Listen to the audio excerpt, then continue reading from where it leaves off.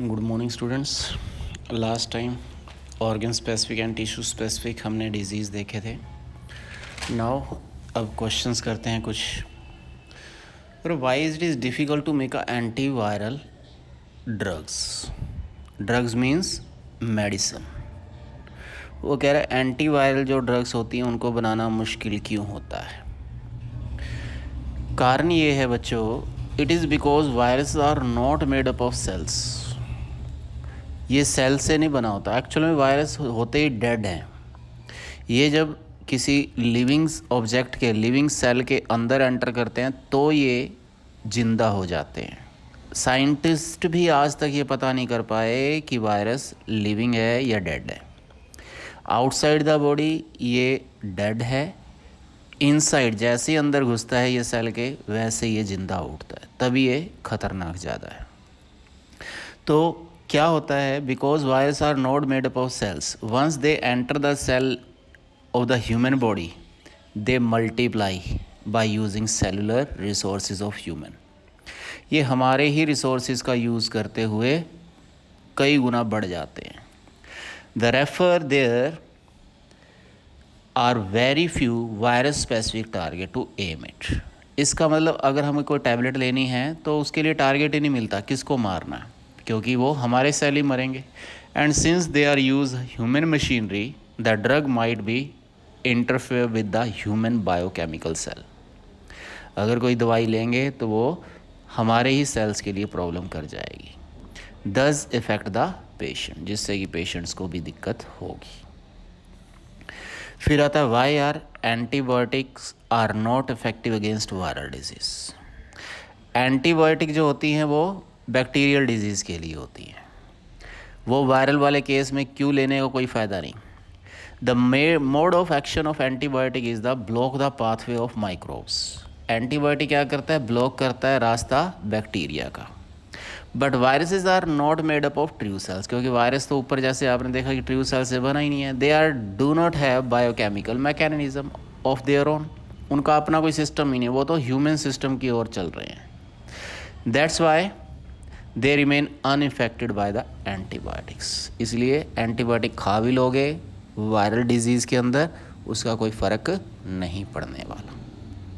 ठीक है। Function antibiotic का होता क्या है वैसे, एंटीबायोटिक बेसिकली ब्लॉक करते हैं रास्ता बैक्टीरिया का और उनको फिर मारना इजी हो जाता है। नेक्स्ट बच्चों एक टेबल बनानी है आपने, जिसके अंदर आपको डिजीज़ बताए जाएंगे, जैसे polio, rabies, tuberculosis, cholera, tetanus, ये बीमारियां हैं। फिर बताया जाएगा कॉजेटिव पैथोजन, किस वायरस से या बैक्टीरिया से या फंगस से ये फैलते हैं। फिर आएगा मोड ऑफ ट्रांसमिशन, मतलब एक से दूसरे में ये कैसे पहुंचते हैं। फिर आएगा इस बीमारी के हो जाने के बाद सिम्टम्स क्या हैं, लक्षण क्या दिखाई देते हैं बीमारी के। और एट लास्ट हम करेंगे prevention and control of disease, इनकी बचाव कैसे किया जाएगा और इनसे इलाज कैसे किया जाएगा इनका। तो सबसे पहले आती है डिजीज़ पोलियो। पोलियो क्या होता है पहले तो ये समझ लो। आपने देखा होगा कुछ लोगों की टांग वगैरह के अंदर दिक्कत होती है, लिम्स के अंदर प्रॉब्लम हो जाती है, जिसकी वजह से वो लाठी लेकर चलते हैं या हाथ रिक्शा लेकर चलते हैं। आजकल ये केस कम दिखते हैं, पर आपको कुछ बड़े लोग 50-40 साल वाले दिख जाएंगे ऐसे, जिनका एक आधी टांग खराब है, क्योंकि पहले ये पोलियो बहुत ज़्यादा था, अब ये कंट्रोल में कर लिया गया। पोलियो है क्या, बेसिकली ये पोलियो वायरस है। 7 से 10 दिन के अंदर ये अपना असर दिखा देगा अगर अटैक करेगा पोलियो। ट्रांसमिशन सिस्टम क्या है, through the faeces contaminated food flies nasal secretions. ये नाक से जो हम गंदगी निकालते हैं या मक्खी मच्छर जो दूषित खाने से एक दूसरे से ऊपर जाते हैं, या जो वेस्ट प्रोडक्ट निकलता है उनसे मक्खी मच्छर बैठकर किसी स्वस्थ आदमी को काटते हैं या वहाँ तक बैठ जाते हैं, उनके खाने पर जाके चले जाते हैं, तो ये पोलियो वायरस ट्रांसमिट हो जाता है। होगा क्या, कैसे पता चलेगा पोलियो वायरस है, सिम्टम्स क्या होंगे। सिम्टम्स ये होंगे limbs and the voluntary muscles, जो ये टांगे वगैरह हैं, बाजू वगैरह है, लिम्स बेसिकली उनके अंदर प्रॉब्लम आ जाएगी। जो आपकी मर्ज़ी से चलने वाली चीज़ें हैं पैरालाइज्ड हो जाती हैं, मतलब काम की नहीं रहती। बचें कैसे इससे, सबसे पहले तो जैसे मैंने बोला कि आपने भी देखा होगा मंदिर गुरुद्वारों में हर एक महीने के बाद पोलियो वैक्सीन 2 बूंद ज़िंदगी की पिलाई जाती है। तो इम्यूनाइजेशन वैक्सीन लेनी पड़ती है। आइसोलेशन करो पेशेंट को, ठीक है। अब ट्रीटमेंट कैसे करना है, इनकेस अगर हो गया तो उसको दूर रखो बाकियों से, उसका जो वेस्टेज मटेरियल है उसको प्रॉपर डिस्पोज करो, ठीक है।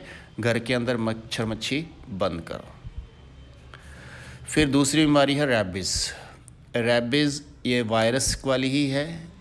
क्या होता है, ये किसी पागल कुत्ते के काटने से, उसके सलाइवा से, उसकी लार से, उसकी थूक से इंसान के अंदर चला जाता है। बेसिकली ये जानवर के काटने से, उसकी लार से आता है। डॉग वाला केस ज़्यादातर पॉपुलर रहता है, इसलिए हम इसको इसी से ही काउंट करवाते हैं। कैसे पता चलेगा डॉग के काटने के बाद रैबिज़ हो गया?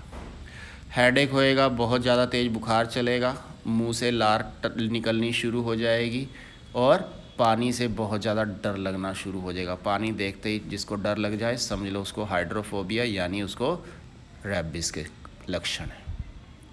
बचा कैसे जाएगा? अगर किसी कुत्ते ने काट लिया, पहली बात तो पंगा नहीं लेना किसी जानवर से।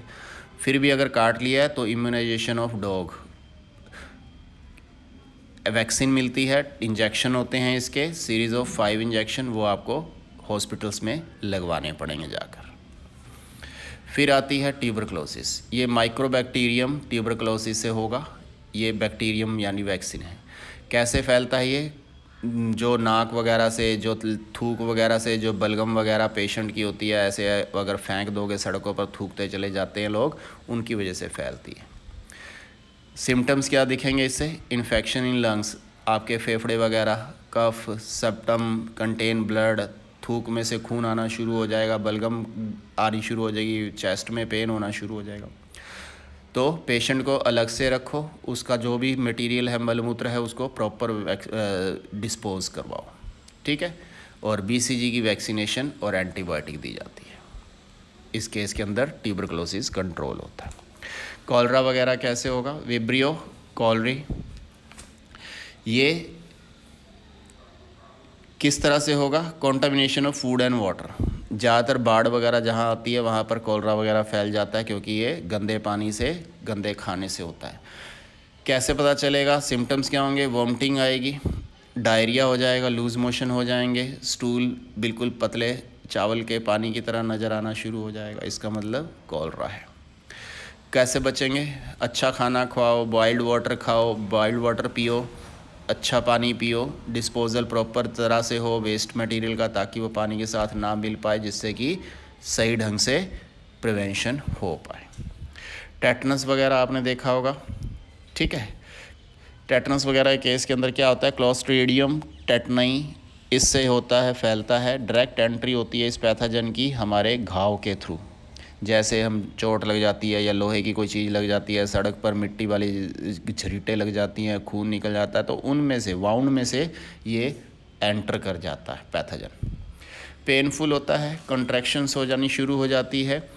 क्या होता है इसमें सिम्टम्स के अंदर? मसल्स सिकुड़नी शुरू हो जाती है, गर्दन वगैरह में, जॉ वगैरह के अंदर पैरालाइज सा फील होना शुरू हो जाता है। तो टेटनस के टीके इसीलिए लगवाने ज़रूरी हो जाते हैं। करें क्या? फटाफट उस घाव को साफ़ करें, डिटॉल वगैरह से करते हैं ना, आयोडीन के सोल्यूशन से, डिटॉल वगैरह से उसको साफ़ करना चाहिए। इंजेक्शन लगवाना चाहिए एंटी टेटनस का, जिससे कि आप उससे बच सकते हैं। तो ये कॉमन बीमारियां हैं जो आप लोगों को पता होनी ही चाहिए, वैसे भी चैप्टर के अलावा भी। चैप्टर में है इसीलिए है ताकि आपको इस चीज़ के बारे में भी पता हो। ठीक है बच्चों, that is all for the day. Thank you.